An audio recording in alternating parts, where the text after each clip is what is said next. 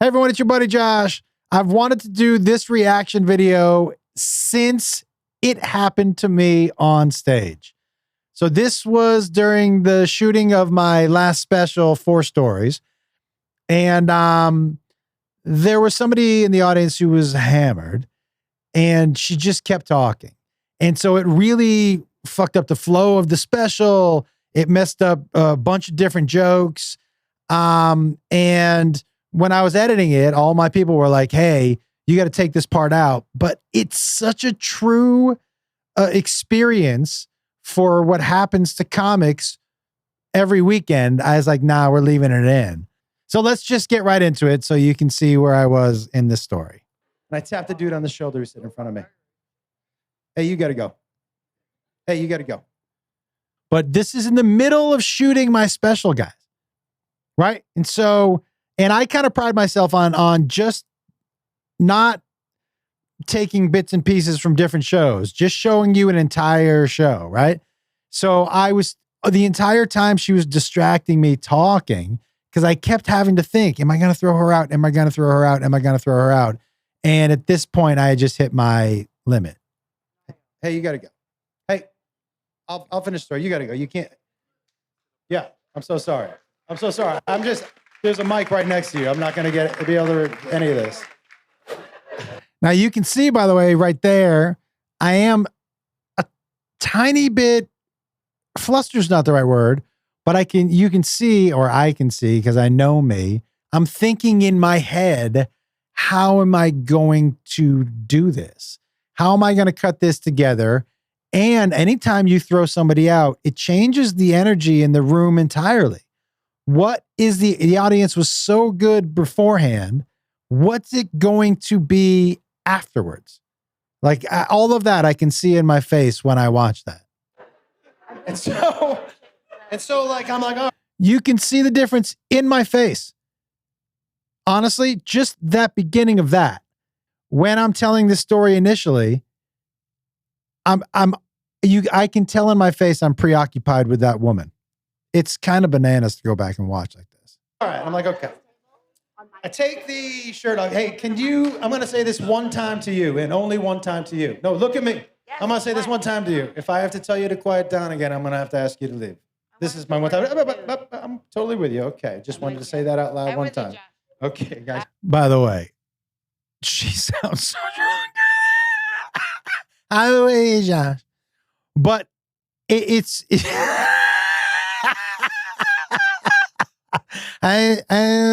she looked exactly like you think she looked, by the way. And here's another thing, man. I will tell you, when I deal with hecklers, if you've seen my show, a lot of times people ask me, why did you let them talk for so long before you said something to them? And I can tell you, at a regular show, the reason I do that is I want the whole audience to get annoyed with you so I can say whatever I want to you. If I go in on you hard and you are out of your house and you're a grown up who's decided that you are going to sit at your table and talk to each other and ruin other people's shows, I have zero tolerance for that. But I want to lay into you, if I'm being honest. But I want you to become so annoying to the rest of the crowd that I can say whatever I want to you. That's when it gets real fun. I didn't have the opportunity to do this here with the special. And honestly, I've been doing it long enough, guys. I can tell, is this person just drunk and trying to have a good time, or they are an asshole? It's pretty an entitled fuck.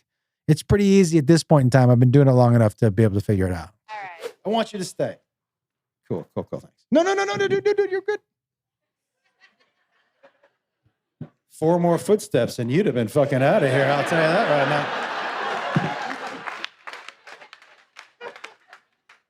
Yeah, I heard a fucking dead sprint coming down. I'm like, that was like Morse code for I'm coming to kick her the fuck out.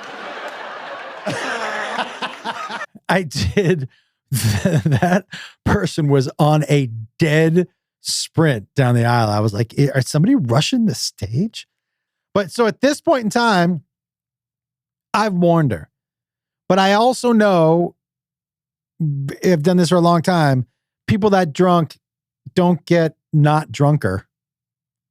It's not like it's going to get better. So at this point, I know this is going to be a problem. And I'm already thinking about, am I going to have to scrap this entire set and just film next set and hope it is better? Cool. Thank you, man. Appreciate it. So remember when I tell you it changes the energy? Do you hear how silent it is in that room? Fucking silent. And now it's my job to turn it back into a comedy show. And so people who've been doing it for a long time will tell you that is not a skill that you just have. It has to have happened to you a while where you have to be like, when you're at a comedy show and the person on stage is out of control, it's like being on a plane and the pilot comes on. They're like, it's your pilot speaking. This is my first flight. So, I really hope we make it. You would shit yourself. But when you have a confident pilot, you have to show the people that it's going to be okay, that we're still here for laughs. So it does take, especially this one, because it took so long to get her out. It was dead silent. Everybody doesn't have to be dead ass quiet. I mean, I don't know. Nobody died or anything. We're just kind of pausing down, and then it's not. I was not actually. Listen, man. I want to tell you, this is not. I've performed a gazillion times, so I want you to know that this is one of the things that I love the most about live shows. I've done shows where all of the lights went out, and I couldn't use a microphone. I actually had to go pee in the middle of that show. Guys, you notice, by the way, that this is part of the special that's on YouTube. If you haven't seen it, it's unedited like this. And people were like, you got to take it out. You got to take it out. And I thought, no, you leave this in. This is what it's like going to a comedy show now. This is what it's like for us to perform. Sometimes shit just stops down and it's quiet and that guy even said what everybody was thinking, awkward. And now it's my job to make it not awkward. And so how do you do that? It is what I like the most about live shows. There's no such thing as a perfect show. The perfection is in the imperfection. It's why I left it in. There's no such thing as perfect art. So when you see that perfect set where nothing bad happens, there's such a huge laugh at everything. There's nobody screamed anything out. There's no hiccups. That's not what a comedy show is. Anyone I've ever seen in my entire life. That's not what any live performance is. Anyone I've ever seen in my entire life. Now, sometimes only the performer knows that there were mistakes, but that not usually for stand-up. So this is what I love about my job. And doing this part, letting people know that it's still okay, I just loved it. It was in Salt Lake, and I was, hey, everybody don't be weird. Go to the bathroom. Nobody follow me in. But some dude did. And he stood at the urinal next to me. Didn't take his dick out. And I'm peeing, or fucking trying to, do you know what I mean? A little bit of stage fright. I'm like, what's happening right now? And he looks at me, he goes, never thought I'd be this close to you. I'm like, and by the way, I'm thinking, if I thought it was uncomfortable before, it is fucking on a 10 right now. I've seen a couple finger bang each other. True. People finger banging each other, one of my favorites. Oh my God, yeah. Well, it wasn't like each other. It was just him. You know. Yeah, it wasn't like a fuck. Yeah, that happened in Cleveland. The weirdest part wasn't the finger bang. It was that he eyeballed me the whole fucking time. And I was like, this is some prison shit right now. I'm not gonna lie. Here's the thing. I'm even watching myself. When it breaks down, this is when I feel like I'm most me. This part, when I'm looking at me, feels the most relaxed and the most natural me. This area of controlled chaos, of planned, unplanned mixture, improv, but with a spine, is kind of where I feel the most comfortable. It's interesting when I watch this. Like I said, I know myself obviously better than you guys know me, but I can see my body language. I can see me. And this is where I'm the most comfortable. It's very interesting for me to watch this. I don't watch myself very often. I'll listen, but it's hard for me to watch. I don't love looking at my face.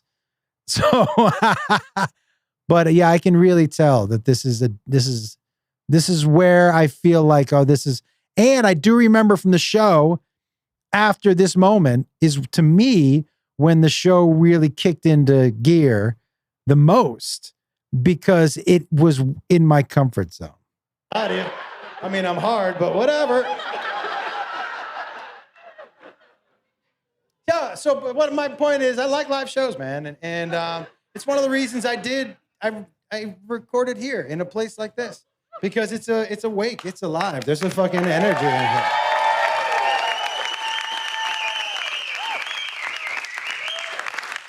Pee in my mouth, guy. Where was I? Another thing I love doing, which I did in the special and left it in. I love doing callbacks to audience members. It makes it more of a conversation between me and you without it being a conversation.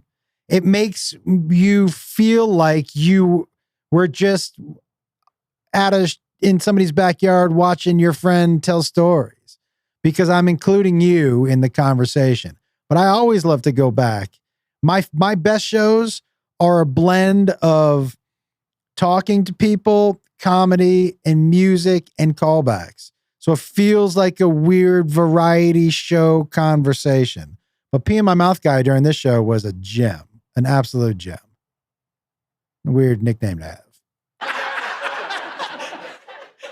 Oh, what's that? Second drop. Thank you so much. Well, listen, we'll see if this joke works when you stop it for 10 minutes.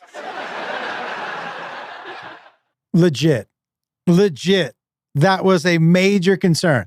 This moment right here is when I was like, I'm either going to have to scrap this show and just hope I get it on the next one, or this is the one I'm keeping. I knew right in this moment, if I can sink back into this story and everybody is still with me, I'm keeping this. I'm keeping the throwing her out. I'm keeping the explanation. I'm keeping all of it, because this is what a show is really like. But I was like, if they're not coming back, but I kind of knew they were, just by the way they responded to the finger banging and the story in Utah. I knew that they were with me. And they were with me when I threw her out. They all were like, yeah, she needed to go. So, but this was the exact moment where I was like, am I going to have to scrap this taping of the special? I wish I could do like, they recap at the beginning of a show where I just go, let me just. You tap the guy on the shoulder. Yeah, no, thanks. Pee in My Mouth guy is paying attention. Holy shit. By the way, that's a tough nickname. I'll come up with a different one for you. Yeah, don't do that to me, you fuck. Here's another thing. This was a callback he used from one of my jokes earlier in the special. This is when I know we're having a conversation, when the guy in the audience does a callback to one of my jokes to make a joke later in the show. And everybody in the room gets it. Here's another thing. Now everybody in that room knows this show that they're watching, nobody will ever get that experience. Obviously, unless you watch the special, but nobody's ever going to see this particular show. That's one of the things about my shows, why I work it the way I do and talk to people. I don't do crowd work the way other people do crowd work. Like I said, it's more of a conversation. but it makes you feel like you were at something that nobody else is going to be able to see, because it's true. All my shows are different. So I loved it when he came back with that.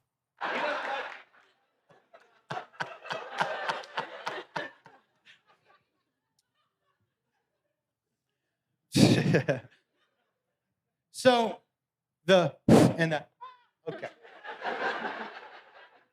And I tapped the dude on the shoulder, sitting in front of me. And I'm like, hey. And he goes, what's up? I go, how's this flight been for you? And he goes, it's fine. I go, cool, switch seats with me.